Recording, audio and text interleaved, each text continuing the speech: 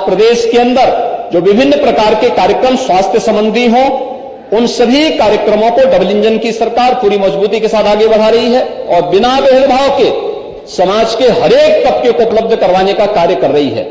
नेता प्रतिपक्ष पूर्व मुख्यमंत्री रह चुके हैं और प्रतिपक्ष के सबसे बड़े दल के नेता भी हैं।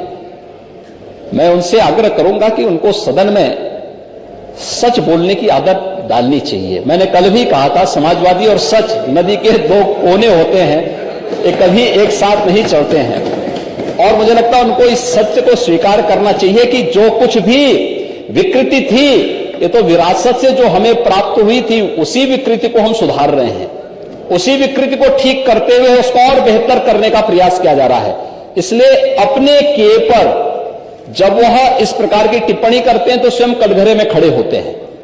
जब वह ये कहते हैं कि उत्तर प्रदेश के अंदर, जब उन्हें इस बात पर अफसोस होता है कि उत्तर प्रदेश में हर घर नल की योजना क्यों लागू हो रही है, उनको जब इस पर अफसोस होता है क्योंकि वे नहीं कर पाए थे, लेकिन आज डबल इंजन की सरकार प्रदेश के अंदर हर घर नल से जल देने के लिए प्रतिबद्ध है और उस पर कार्रवाई कर रही है, तो उनको इस पे भी अफसोस हो रहा है। कम से कम अच्छे कार्यों को स्वीकार करो, अच्छा लगेगा।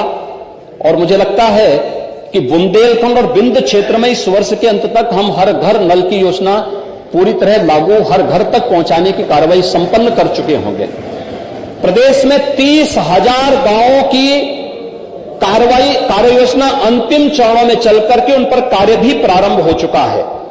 जो हमारे गाजीपुर से माननीय सदस्य बोल रहे थे कि हमारे उसमें नहीं हो रहा है, ये पूरा क्षेत्र, चाहे वो बलिया हो, गाजीपुर, ये पूरा क्षेत्र, यहां पर फ्लोराइड और आर्सेनिक से जुड़ी हुई जो समस्याएं हैं, इन सभी क्षेत्रों को हम लोगों ने चरणबद्ध तरीके से लिया है। आर्सेनिक, फ्लोराइड, इंसेफ्लाइटिस से ग्रसित क्षेत्र, या फिर उन क्षेत्रों में जो जहां पर खारा पानी की समस्या है, जो पहले से डार्क जोन में चिन्हित हैं, सरफेस वाटर हो या ग्राउंड वाटर हो, इसका बेहतरीन उपयोग करते हुए हर घर नल की योजना को लागू करने की कार्रवाई चल रही है। लेकिन उनको इस पे भी अफसोस है कि ये क्यों हो रहा है, वे नहीं कर पाए, तो उनको अपने किए पर पश्चाताप नहीं, लेकिन आज हो रहा है कि उनको बुरा लग रहा है। मुझे लगता है ये अच्छी प्रवृत्ति नहीं है।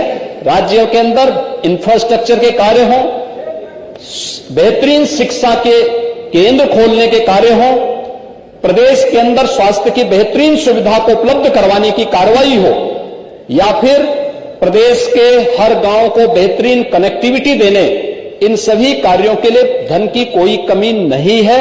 राज्य सरकार के पास संसाधन भी बड़े हैं, राजस्व में भी वृद्धि हुई है। कोरोना जैसी महामारी का सामना करते हुए भी राज्य सरकार ने पूरी मजबूती के साथ अपनी अर्थव्यवस्था को भी सुदृढ़ करने का प्रयास किया है।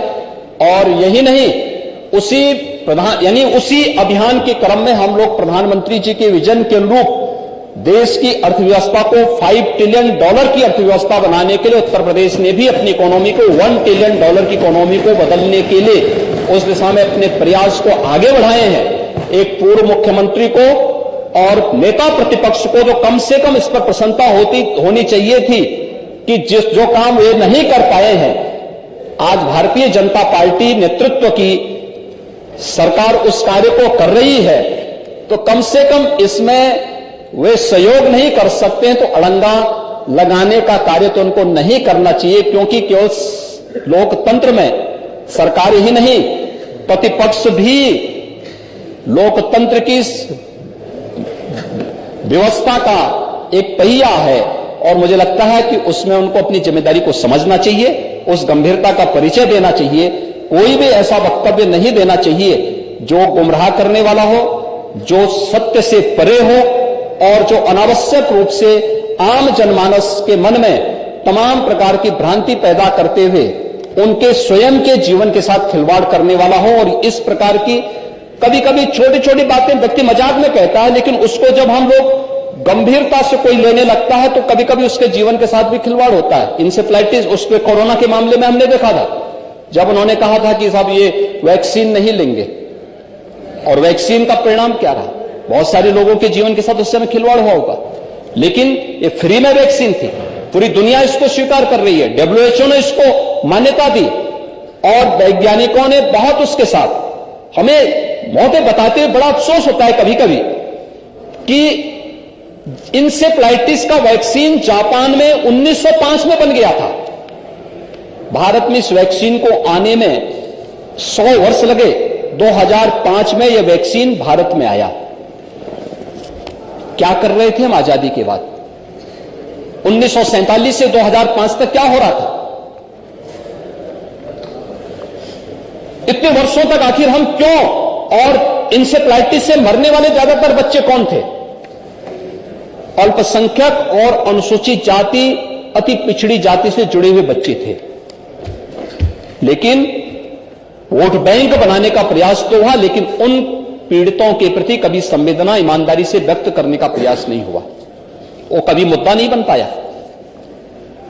इंसेफ्लाइटिस के मुद्दे पर वैक्सीन को जापान से भारत आने में 100 साल लगे, लेकिन भारत के अंदर कोरोना जैसी महामारी आती है और मात्र 9 महीने के अंदर एक नहीं 2 स्वदेशी वैक्सीन प्रधानमंत्री मोदी जी देते हैं। इसके प्रति कृतज्ञता ज्ञापित करने की बजाय हम गफलत पैदा करें, लोगों को गुमराह करके उनके जीवन के साथ खिलवाड़ करें, यह स्वीकार्य नहीं होना चाहिए। और किसी भी जिम्मेदार नेता को और जिम्मेदार राजनीतिक दल को इस प्रकार की हरकत नहीं करनी चाहिए, क्योंकि यह जीवन के साथ, लोगों के जीवन के साथ खिलवाड़ करने जैसे मुद्दे होते हैं। और इस प्रकार के मुद्दों पर हमें हमेशा उसकी संवेदनशीलता को समझना चाहिए।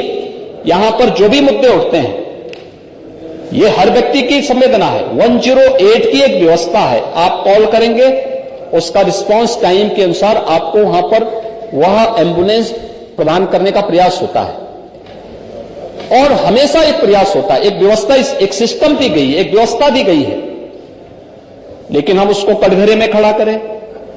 शासकीय जो व्यवस्थाएं हैं हमारी CSC की, PSC की, डिस्ट्रिक्ट हॉस्पिटल्स की या मेडिकल कॉलेजेस की, हम उसको ही कटघरा में खड़ा करके आम नागरिक के मन में भ्रम की स्थिति पैदा करें, यह अच्छी स्थिति नहीं है।